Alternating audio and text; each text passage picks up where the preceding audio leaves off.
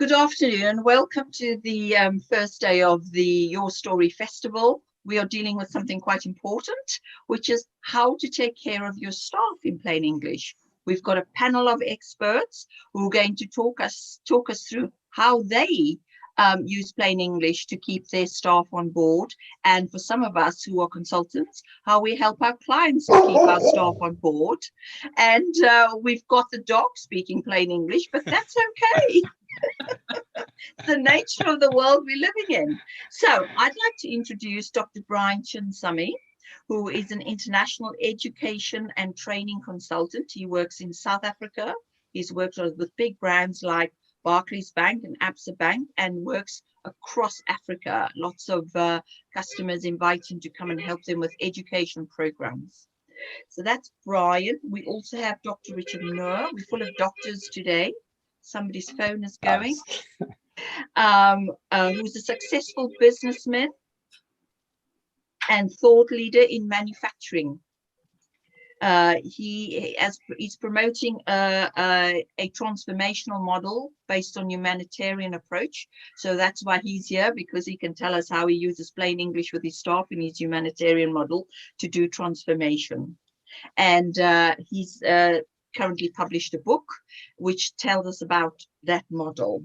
So look for Dr. Richard Noor if you want to see his book. And then we've got Mrs. Anesse Piazza, who is based all the way in Chicago, but has traveled to Detroit for family reasons, and who works in as an employee benefits consultant in Chicago, working with SMEs and helping her SMEs attract top talent through benefits packages. So that's our panel today, and hosting the event is Alison Davies, based here in the UK. She's an independent HR consultant and lecturer in Yorkshire with the Leeds Beckett University. She's often in Africa, working with organizations such as SAB Miller. We all know the breweries, and BAE Systems in in the UK. And so I'm going to hand over to Alison now, who's going to lead the discussion with Brian, Anesse, and Richard. So I'm going to switch my camera off, and so it's just focusing on you four. So have a good chat. I'll pop in later. Okay, thank you. Thanks, Bev. Thank you, Bev, and good afternoon, everybody. It's a lovely day here in the UK for a change. So without further ado, I'm going to ask the first question, and then I'm just going to go around the screen because it's easier for me to remember who's done what bit. First of all then, so the question I have for the panel is, how does plain English apply in your field, within the people management field? So I'm going to go to Brian first, because you're on my right. So off you go, Brian. Thank you. Very nice. Thank you. Yeah, I'm South African. I live in Johannesburg, and I have a company called Leap Leadership and Learning. It works with corporates doing leadership development work, management development work, performance consulting, but also coaching. And what I find in my work in Africa, and I've worked in about 13 countries in Africa and still do, is that one of the big challenges around changing leadership mindsets. Well, how does one see leadership? Because in many countries in Africa, kind of with a strong existing legacy of British colonialism, as you can imagine, the effects of kind of elitism from the way African leaders generally lead, and the effects of that and the resultant behavior in which they try and mimic English managers, actually is very problematic.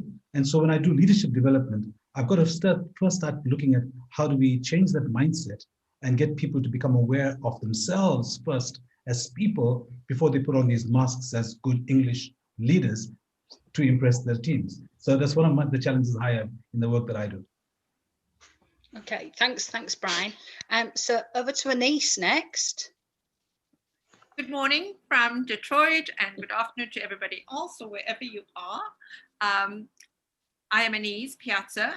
We founded our employee benefits firm 20 years ago to service the needs of small and mid-sized businesses in attracting and retaining valuable employees.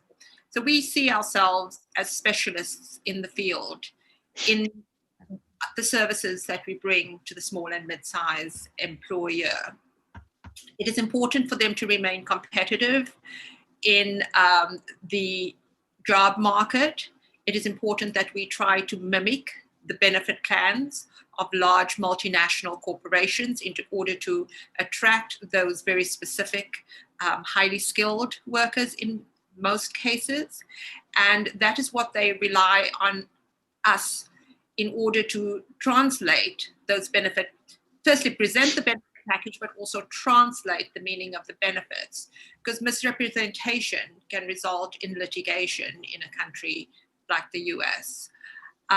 So it's a very important role that we play right from the onset.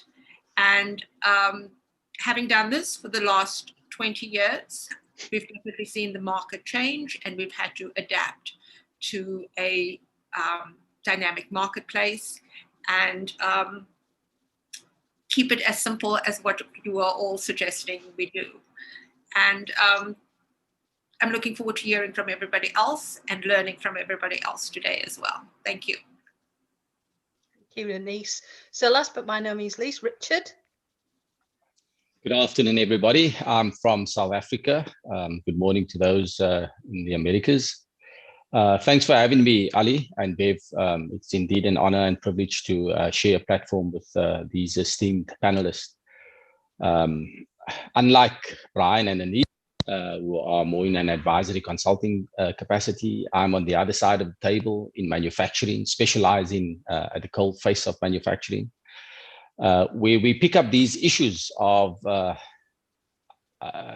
high-level English in a country where inequality and the divide between the rich and the poor, between the leaders and the workforce is so great that to use that language is often used to confuse people.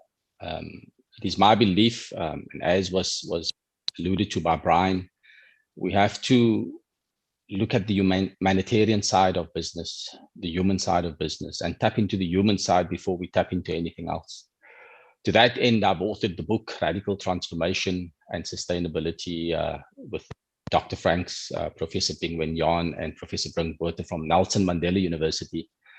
And we focus on how do you simplify business in a manner that creates participation at all levels within organizations. The new dispensation that we live in, the new world order that's about to kind of unravel itself, not just in South Africa, but across the world, requires us to step down a bit, start managing from the bottom up, rather than from the normal hierarchical structures of the past, which have proven to have failed society for decades now. I look forward to engaging further. Okay, thanks, Richard.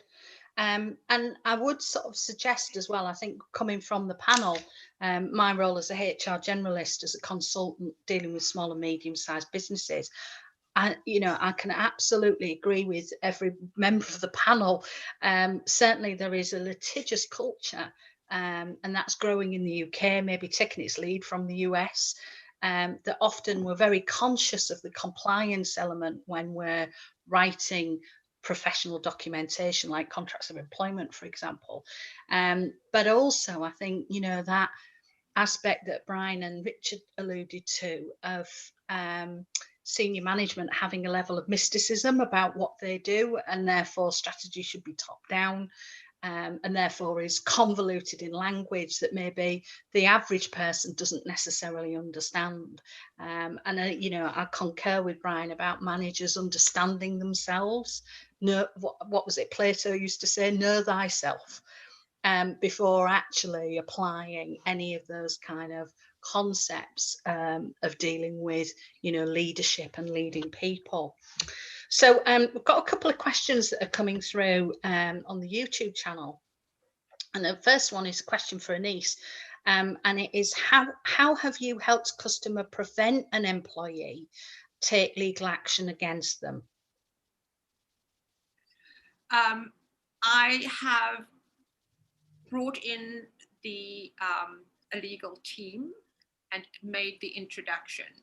There's nothing I can do. I'm not qualified to do anything legally, but I do have access to people who do know what they're doing. What I try and do is to mitigate that situation arising by doing my best to interpret what the insurance companies have put forth, and to make sure that all the questions are answered and put on the table before any presentation is made to either a prospective employee or a current employee, where these benefits are reviewed annually. Okay, that's a good, I think that's a really good point. Thank you. And I think, there's nothing like independent advice, is there, in those situations as well. Question in for Richard. Richard is the head. Can I come in on that? Can I come in on the last question? Yeah, what's very important in the work that I do with corporates also is trying to simplify the jargon and the kind of highfalutin English that lawyers normally, write up for corporates. And it does so in such a confusing way for employees. I sometimes get the feeling that it's done deliberately to ensure that, employees don't have the opportunity of really winning in cases against the employee, And I think one of the things we really need to do is look at how we can simplify our policies. In fact, HR, in my view, should not be the custodian of these policies on people. It should really lie with business and employees on the ground, on the floor, actually having a look at these policies and making them to be real in everyday language, so that it's empowering rather than disempowering.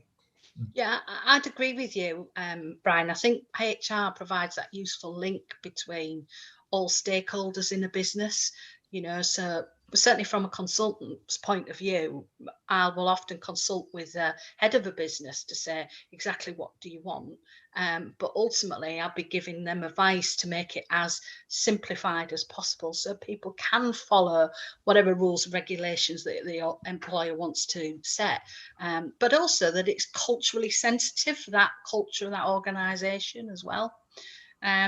Okay, so I've got another question there for Richard. And Richard, as the head of your business, how do you ensure that your documents and communication is in plain, simple English? Thanks for the question, and thanks, Brian, for answering the question. It's actually very simple. Participation in the workplace has got to happen. The hierarchical ways of how businesses have been run for decades has failed, as I said earlier. So when we want people to understand certain things, we get them involved. Them to write their works instructions, their job descriptions, the processes that we have to follow, and the policies, and we include them in that process. We take it away from a central office, and we include all stakeholders. From the South African context, we have shareholders, we have boards of directors, we have the unions, who plays a critical role in developing and evolving policies, and then we have the workforce themselves. It is absolutely critical those four participants are included in all manner at different levels to ensure the document that comes out is fully understood. And I was in a discussion this week doing some advisory work, and the first words that I was hearing was about world-class manufacturing and lean and Six Sigma, and the people using the terminology don't even understand it. And that's the problem that we have when people use language that they don't really understand what it's meant for. So it's very important, as Brian has said, get your people involved, let them draft policies, and make sure that you have participation in closing the loop so that we know where we're going. There's this old adage, you can't get lost if you don't know where you're going. So if you get people involved, we'll know when we're off the track. But then you can have a nice journey if you don't know where you're going. Absolutely. You might get sent back at the border, Anesse. Wouldn't be the first time. That's great.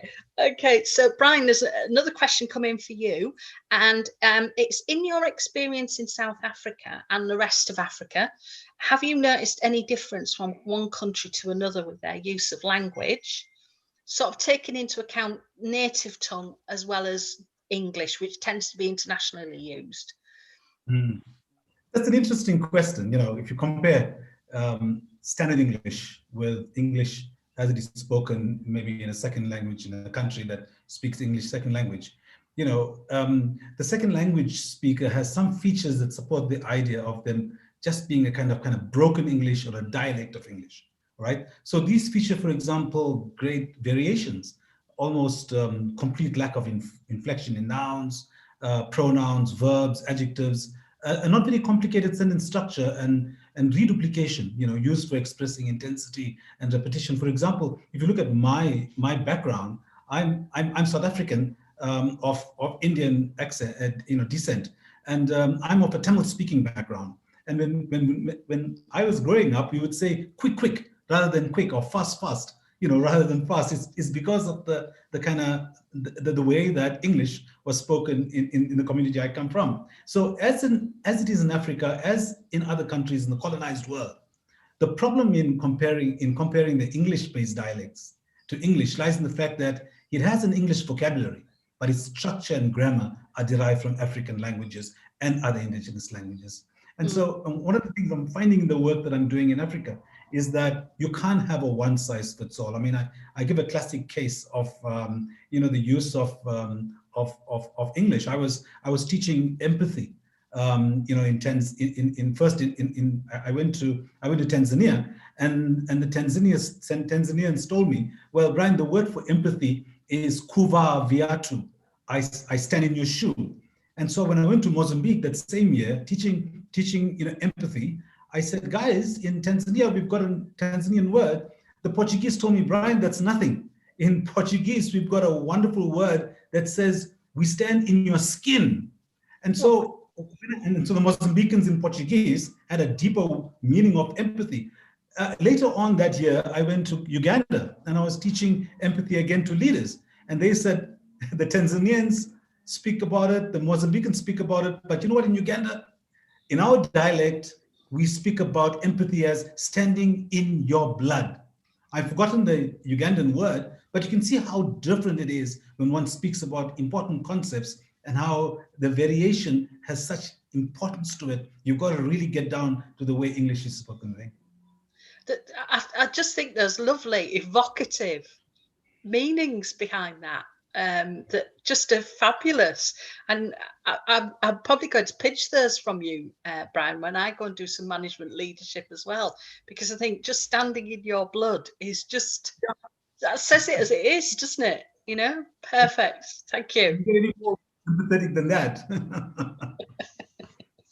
Okay, so I'm going to go to my next question because there's no more questions coming in from YouTube for the moment. So how have you seen the use of plain English change and develop over time during your careers? So I'm going to ask Richard. I'm going to go the other way around now. So I'm going to ask Richard first. So as a young boy, at the age of 18, when I started out in business, we lived in what was a very South Africa. The hierarchy and the divide wasn't between management and workforce, it was between black and white. That has left lots of deep scars that still needs to be healed. And whilst we've made significant progress, we still have a long road to go. So the language from a business perspective has certainly changed and has been forced about through our New South Africa in 1994, when the language of Black needed to change. Certain terminologies were no longer used simply because it provoked certain discussions that caused conflict within the workplace. So simply because of our uniqueness in South Africa, we were able to radically shift our language. The business language, on the other hand, has taken a lot longer to evolve and to change. In the early 80s, 70s, we had a very militant approach to labor. Labor would take up a strike for any little problem. And that since is changed because the workforce has significantly matured over the past 20, 25 years. And labor has significantly matured over the past 20, 25 years. And I say this because I sit in negotiating forums where employer and labor sit together, and we are able to now engage in a meaningful way to take the needs of society and the workforce forward. I'm generalizing because there are still pockets where there's the volatility of labor. We're finding now in our universities, for example, the uprising of students because of the fee structure. That takes a different shape. And the minute you have a type of behavior, the language kind of changes. Keeping it real and keeping it simple requires a matured type of leadership. And this is where I believe leadership can shift between the different levels when leaders are matured. So not just leaders from a management perspective, but leaders from a union perspective. What I've done, I've engaged quite heavily with unions, with leaders, with our shop stewards, and I ensured that not only do our union leaders be trained as union leaders, also get trained in management theory so that we understand the language far better. And again, I'm coming back to the simple philosophy of looking at the human being and bringing them closer to each other so that we work alongside each other in a space that whilst we are where we are today, we know that in 2, 3, 10 years time, the language that we use then is going to have to change as well. So we're living in an ever advancing civilization where the needs of humanity changes. We find the millennials, for example, have a totally different language to what we had when we were 20s. So we have to move forward. We have to progress. It's not going to be stuck where we are right now, but it's the maturity of leaders. It's the maturity of the unions and the workforce that will advance the type of languages that we do use. I certainly have found the white-black as kind of waned in South Africa. And we're now talking about inequality. We're talking about poverty and addressing those issues, which are the real issues that we are facing in not only in South Africa, but I think it's a worldwide problem, the problem of poverty and inequality. And because of that, we're having to address those issues. And again, it comes back to how we transform society in a holistic. Yeah, thank you, Richard. I do agree. I think that piece about inequality and poverty seems to be prevalent right across globally. You know, it's certainly an issue that we're discussing in the UK at the moment. So Anesse, over to you. With regards to, I'm going to focus particularly on healthcare as part of the major portion of the employee benefits package. And the reason it is so important is because of the cost of healthcare in the United States. So when an employee benefits package is presented, that is a very, very large part of either the employer's budget or the package in terms of the compensation offered to the employee. With regards to healthcare, the landscape in healthcare has changed so significantly over the last 20 years in that so many new products have been introduced. There's a complete jargon associated specifically with the industry, and it's so hard to keep up even if you are part of the industry, because then it's subdivided by all the different sectors. So simplifying that is of the utmost importance. People don't know, and sometimes I don't. I have to research it, know what is being meant by the insurance companies or whoever is offering the particular health benefit. So therefore, misinterpretation can happen all the time. If not, I mean, there's seldom where it's not misinterpreted, because people want things to benefit them. Yet the insurance company or the person providing, not the person, but the organization providing the benefits wants the package to benefit them. So it is constantly being on a kind of a seesaw in who is truly benefiting and how that is interpreted, so that you don't once again end up in litigation because of a misunderstanding, or you don't end up bankrupt because you haven't stuck within a network. What is a network? You haven't paid your deductible. What is that? What is the co-insurance on top of a deductible? You can go on and on and on. These may sound simple to some of us, but because of the evolution of healthcare in this country, these, you might as well be speaking a foreign language. So it takes not just one go around, but constantly staying in touch with employers and employees, and having an open line of communication that is accessible to all employees.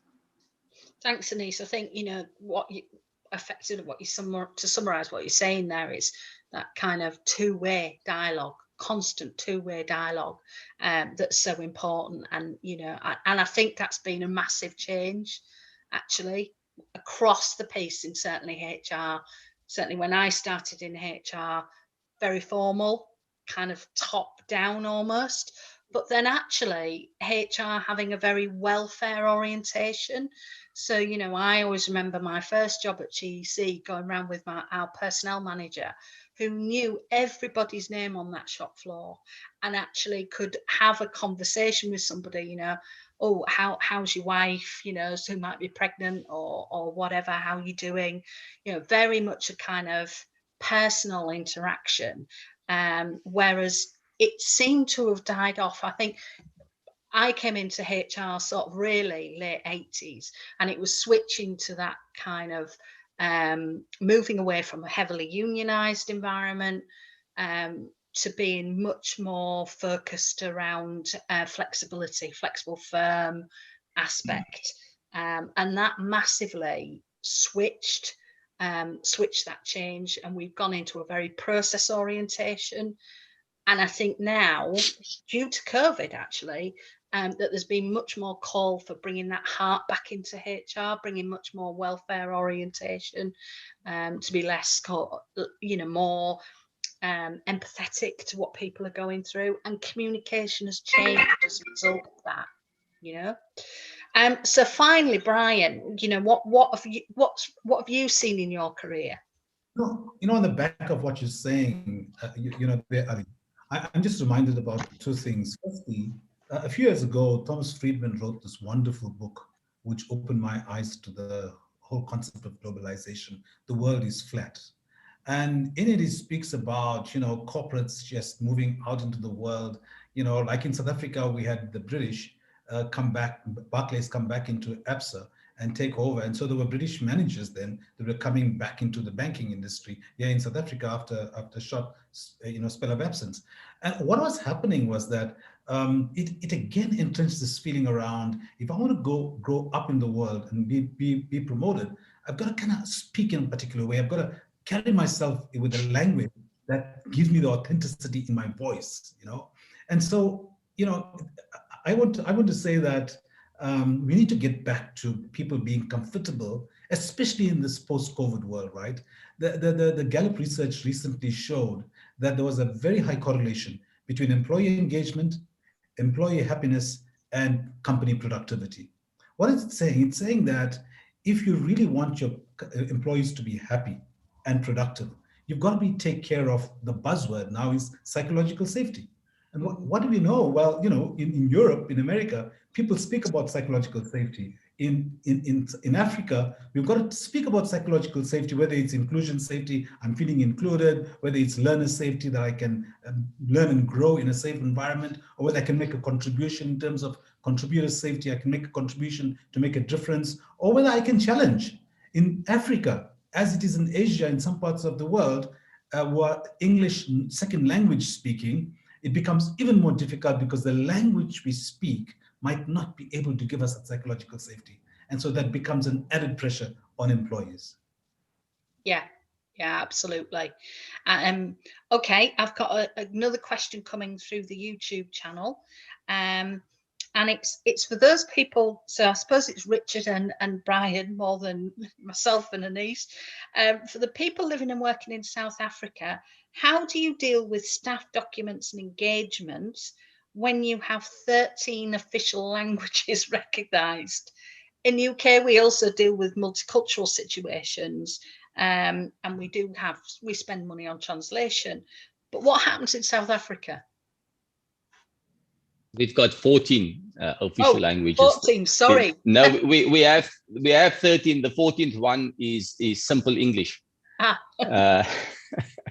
So the reality is that English is in many areas predominant language, and then you'll have Xhosa as being predominant to certain areas, and then you'll have Afrikaans predominant to certain areas, and even Zulu predominant in certain areas. So it's going to be regional in terms of what language is used in a workplace, and by virtue of what language is in the workplace, your documents generally are going to be documented in that format. So we are a multicultural country. We have so many different cultures, but each with its own uniqueness. But it brings us all together as the rainbow, as we often are referred to. And whilst it separates us in many ways, it unites us in more ways than it separates us. So region by region, business by business, you will decide what your predominant language is. And in most cases, you're going to find a common language of English translated into what the dominant language is for that particular region.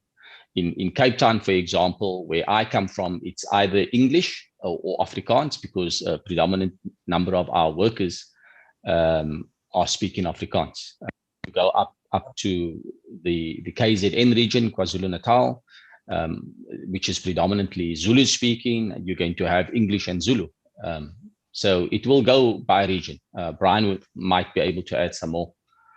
No, you're spot on, Richard, you're spot on. Just one thing I wanted to add was that even though we have English as in many corporates as the official language of business, but the Constitution allows for an employee to have any document, any communication done in his or her mother tongue.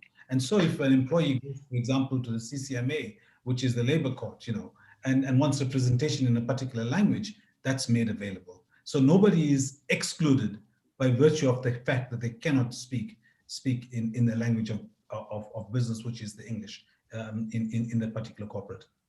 Okay, that's grand. Thank you, Brian.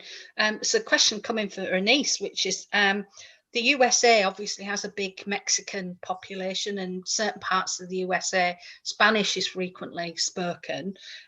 So how do employers who maybe are in those areas, how do they cater for that in terms of the benefits maybe that they offer and the translation around those benefits that they offer? Yes, access to understanding is something that has only been dealt with, from what I have seen, in the last 10 to 15 years. Prior to that, there were within the healthcare industry, there were very little or no Spanish language materials, and that was a problem. And that even translates to what we're experiencing now during COVID, where we see that in the Black and Brown communities, people are adversely suffering. And I feel that a portion of that is because people don't understand what is available to them or what they have. So we do have documentation in Spanish, more so than we did before. But it's still more important that we have more translators when it comes to explaining those benefits to a second language population. Okay, that's great. Thank you. I mean, I think similar in the UK, obviously being part multicultural, where businesses may have a high proportion of employees from a particular area, certainly up in the north, in Yorkshire, often it's Eastern European, so they may have a number of translated services. For example, your handbook, etc., is translated into the language. I think the UK is very careful about it because there's obviously a strong health and safety element to it, and therefore may require individuals to have a certain level of English in order to be able to operate safely within certain employment industries. Okay, Ellie, thank you. Yes, Brian. There's a question on the chat from Elizabeth Garner, and she asks, will employee engagement be more difficult in post-COVID world of more remote working? I thought, even though it's not specifically related to the topic around English and simple English, but it might be something that we may want to venture an answer to. Yeah. Okay. Sorry, I missed the first bit of the question there, Brian. Could you just repeat it, please? Will employee engagement be more difficult in post-COVID world of more remote working? Yeah, I do. Certainly in the UK, I've noticed it from a point of view of, because employees are out of that workplace and there's less socialisation, certainly on a face-to-face basis. I've noticed employees distancing themselves from their organisation. So yes, employee engagement is more difficult. However, some employers have approached it very, very pragmatically and recognised the importance of that socialisation. So certainly within HR, there's been a certain move to things like more well-being activity in order to engender more of that employee engagement element. So I've heard of things where they've done yoga at lunchtime and got people on board. They've done coffee and cake mornings where they've got people just on a Zoom chat, just chatting about life and not necessarily about anything to do with work. You know, I think what we've forgotten through working from home is the importance of that social or water cooler moments that we all have when we're in a workplace. And that's where that has been highly important. However, I've seen people make a strong career change as a result of COVID. So I think it's that opportunity for a lot of people to reflect a little bit more on what they want from life, and have made some strong, really made some key decisions. I've had a few senior people leave within some of my clients just on the basis that I don't want to work like this anymore. I want to do something different, and have made that jump, What about the rest of you in terms of employee engagement? And can I just maybe come in on the earlier question about the language and the multicultural societies within which we live? The bottom line, the world is transformed. I've traveled through many parts of the world. We are multicultural, period. South Africa. Recently, I was in the US. I couldn't believe the amount of different cultures I experienced. The same in the UK. So as much as COVID has highlighted many other needs, one of the biggest needs is that it's highlighted that the world has a common problem. And no matter where in the world we are, we have to deal with that problem. And when it comes to language, we're certainly moving very swiftly to a state where we're going to have one common language that is used throughout the world for us as human beings to be able to communicate in a more effective manner. And we would have noticed, Anesse is sitting in the US, Ali, you're sitting in the UK, and we're sitting in South Africa, and we're able to communicate with a common language. So the way the world is moving, it's going to necessitate us to have a unified language that is predominantly spoken in many parts of the world with your mother tongue and in other language. As for the question of COVID, COVID is obviously highlighted not only in the workplace, but also in other spheres of society. We're finding in our company more and more psychological kind of types of problems rather than workplace problems. We're having people who are suffering from social effects in their communities that we're having to deal with. And again, I'm going to come back. First and foremost, we are human beings. No business can sustain itself without its human capital. And no matter how big the problem is that our employees are facing, we need to take the time, not just what was happening 20 years ago when you got HR, Ali. We need to, as leaders, make sure that we interact and we understand every single human being in our organization if we want to be successful. There's absolutely no doubt. And it shouldn't just be because of COVID. It should be because of human beings first and foremost. Yeah, absolutely. Thank you. Ali, I'd like to go to, thank you, Richard.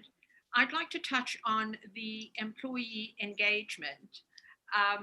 Again, because due to everyone working remotely, I found that it is important to empower employees who don't have a resource to go to. Also, in addition to that, is medical privacy. So in the United States here, we have layers of organizations which have to respond to that. And in order for them to respond, you have to provide authorization and all of that. So someone like me has to provide access to those organizations. I cannot answer a medical question, not only just because I'm not a medical person, but because I don't have the right to know your medical condition. That's a private issue, and neither does HR have the right to know anything about it. So with regards to engagement of employees, particularly with remote, as I think it's easier when you have these other tentacles through which all of that can filter and provide the information or the resources that the employees are looking for. I've seen a huge uptick in engagement with regards to healthcare. Yeah. Okay. Thank you. Brian, did you have anything else you wanted to add on the employee engagement area? No. I think you guys have covered it quite well. Thank you very much. Okay, thank you. Okay, so we might just have time for a final question to ask the panel, and then take any other questions from the floor. And I think it probably leads quite nicely from Elizabeth's question as well on the chat, which is, why is the use of plain English important in supporting organisational culture and ensuring employee engagement in your particular fields? So Brian, I'll come to you first. Well, I think that's such an important question. I'm just reminded about Bell Hooks and what he said in his great book, Teaching to Transgress. And I start with this quotation from him because I'd like to build on that. He says, "I know that it is not the English language that hurts me, but what the oppressor does with it, how they shape it to become a territory that limits and defines, how they make it to a weapon that can shame, humiliate, colonize." My dream is that we would be able to move from that point where the English language has done such damage to peoples of the world who are outside of the kind of English community, and so that we can really take employee engagement to a different level. I'm kind of reminded about this whole concept around the psychological safety. Again, if we really want our employees to be happy in their workspace and be fully engaged, we've got to make sure that when they speak, they are safe. When they speak, they're included. When they speak, they'll be able to make a contribution. When they challenge, they are free to give feedback. Right now, our experience in Africa, in my experience at least in Africa, is that I don't think people are really safe to say what they want to say, so that they can be safe and comfortable knowing that they have that psychological safety. Yeah. I think that's so important. And I'm conscious at the moment that in the UK, we're having quite wide-ranging debates on various issues, and nonetheless, one of them being the safety of women. To freedom to be able to walk in safely in the streets, etc. I'm really conscious of people trying to close down conversations because of a perceived disparity on a particular ethnic group or anything like that. And I think it's just so more important to have that freedom of speech and that opportunity to be able to voice your opinions, regardless of what those opinions are. It's the Voltaire saying for me, that, I may not agree with you, but I defend your right to be able to say what you want to say. And I think that's vital. Alison, something else that's always troubled me is why is it that an English speaker will look at a French speaker, speaking English with an accent and marvel at the way he speaks, but would look at a Vietnamese or an African or an Indian speaker speaking English and look down on that. And it's just always kind of surprised me as to the attitude of English first language speakers. I'm generalizing, but that's been my experience. That's interesting, because I'm just fascinated by language. And to be honest, it doesn't matter to me what language you're speaking. I'm just fascinated by it. And certainly when I was in Africa, listening to the different tribal languages was just fascinating, and how much more different than, or perceived difference than, say, in European languages, which are often Latin derivative Latin language, that you can understand some words even if you don't speak the language. Yeah.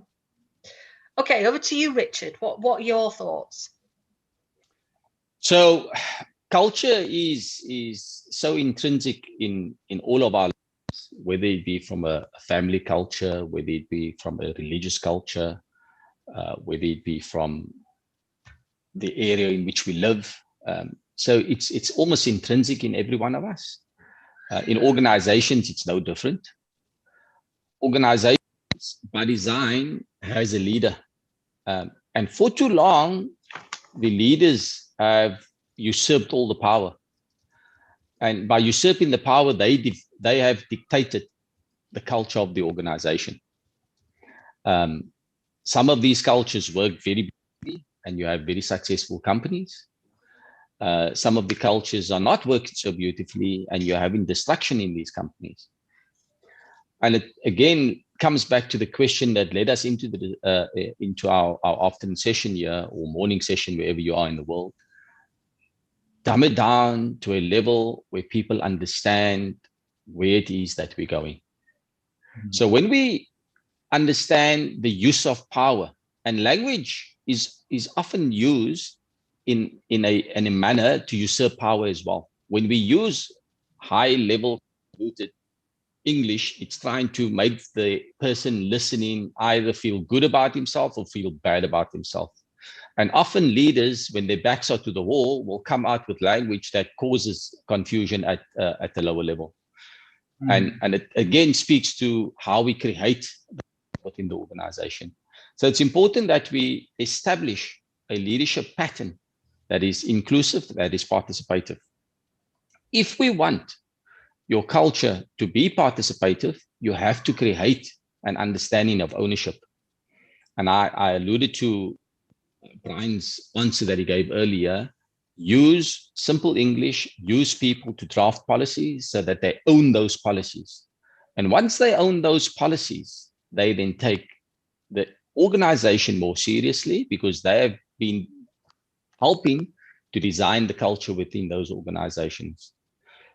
There's absolutely no doubt in my mind, and there's research that I've done, that culture plays a dynamic role in transforming organizations, but not only transforming it, but ensuring sustainability. Because we can transform organizations and destroy them, or we can transform organizations in a sustainable manner. And the language is so important in terms of creating that culture. South Africa, by its very nature, as was said earlier, has this huge divide between the haves and the have-nots. And we have to bring that gap closer together if we are to achieve the success of a culture that is sustainable. And the other arm of the human being that I kind of alluded to earlier is the spirituality component, something that the world has lost, and something that we all kind of resonated with and spoke about, that we need to bring the human being back into our business. So we need to start looking at the spiritual component of an organization, of a human being, and tap that back into our organizational thinking. And when we start using simple philosophies like spirituality that dates back centuries, we're going to start seeing changes in how we treat people. And the manner in which we treat people dictates the culture of an organization. Okay, thank you, Richard. Anesse, what are your thoughts? Just it's as simple as simplify. Complicated language is used to manipulate and control. And therefore, it lends itself to oppression. It lends itself to denial of the workers' rights, and it lends the worker and makes them vulnerable to litigation. I'm speaking from my perspective in what I have seen. So if we can simplify the language and remove specific jargon, we're more likely to have more participation and a happier, freer clientele. So all I ask is for simplification in my industry. Yeah. Okay. Brian, have you got anything you wanted to add? Just to close off, I think I would like to see, reducing the jargon and the English legalese, involving employees on the ground, on the shop floor, to become part of the policy writing teams, for example, changing the priorities of your policies. They are there to enhance the productivity of employees, not to trap them. So my goal is to get rid of the small print, get rid of the loopholes, and test the policies with employees, see how they sit with the employees, right? So that before you can finalize them. And finally, as I said, move away from HR becoming the custodian of key HR policies and get it owned by a cross-sectional interdepartmental team in any organization. Okay. Yeah, I'd agree with all what you said. And I think so important to have that simplification, that shared, that, that when we talk about kind of values or organizational cultural values, that those are shared by everybody and tested regularly. As we've all discussed today, our organizations change so much so. I mean, when we think about the absolute step change we've had as a result of COVID, and how that actually might have actually changed your organizational cultural values, it is key to me. So I do think that's so important. I'm conscious of the time, folks. We've just gone past 20 past 3. We closed the discussion at past. So I'm just going to ask a quick question in the sense of, what do you think the future of communication looks like in the workplace? And could you give me that answer in maybe 3 words? So over to Brian. Put you on the spot, Brian. Simplify, reduce, involve would be my 3 words for you as far as from a corporate perspective. Simplify the jargon, simplify the language, reduce the jargon, and be inclusive of all employees on the shop floor to make sure that the policies are understood. Perfect, thank you. Anesse.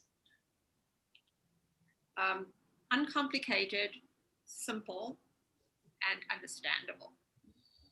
Okay, perfect. Thank you. And Richard? My book. It's all in there. Thank you, Richard. Nice plug. I just, on a serious note, I wanted to interject earlier when Brian was speaking. The other thing that's really misleading in organizations is titles. Okay. The less use of titles in organization, the more progressive organizations are going to become. It is another a form of power and abuse over others. The future is changing, and it's about adaptability and agility of leadership that's going to dictate our success. If leaders don't transform their thinking, workers are going to take over the organizations, or the organizations are going to implode. Okay, thank you. And my last 2 words are really, the whole of the panels encapsulated it, but certainly simple and participative for me, making it very easy to understand. Okay, so I'm going to start closing the session now, and Bev's going to come in. I don't know whether there are any more questions off YouTube that you wanted us to answer, Bev. None at the moment. They kind of fired them at us quite early on. And everybody did really well in answering. So Annie, what were your 3 words? I only managed 2. So I had simple and participative.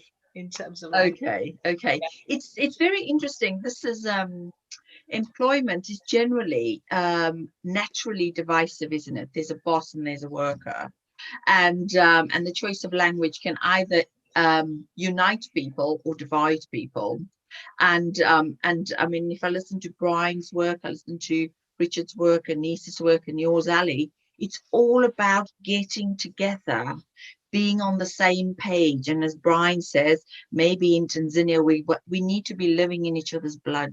I absolutely love that thought. It's scary, but I think what a leap of faith and hope if we can start doing that and start thinking and breathing as one unit, being so kind and empathetic to each other. Because, you know, the employment relationship is so divisive just by the fact that it's an employment relationship governed by a legal document. But if we can bring the other level in, that would just be fantastic. I do want to say, Richard, I have added to your foundation. I want everyone to know that this book, all the proceeds goes to a charity. So, you know, I'm very happy to do that. But yes, a really useful, informative chat. It's lovely to see what's happening in South Africa, in Africa, and in America. You know, it's such a litigious, aggressive environment. And in South Africa, the melting pot of cultures will always drive and dictate how you respond. In this morning's chat, we did Perfectly Plain. We had people who work across the world in developing countries and who conduct panels and help governments teach English language. And this was exactly what they echoed, which was the circumstances, the environment will dictate the pace of the change that is required and how the English language adapts culturally and geopolitically. So we're all on the same page, it seems. We're all of the same blood. We're all in the same skin, and we're all in each other's shoes. So thank you for that. That was hugely informative, and I loved everything about it. Thank you so much for your time. Thank you for hosting, Ali. And I'm sorry to the South Africans. I know you've got a long weekend. Now you can go and have a lekker braai. Okay. Anesse understands that, and so does Alison. Let's hope some of our audience do. Have a lovely day. Thank you so much. Thanks for having me. All right. Ciao. Take care, everybody. Thanks very much. See you. Bye. Bye-bye. Bye-bye. For the opportunity.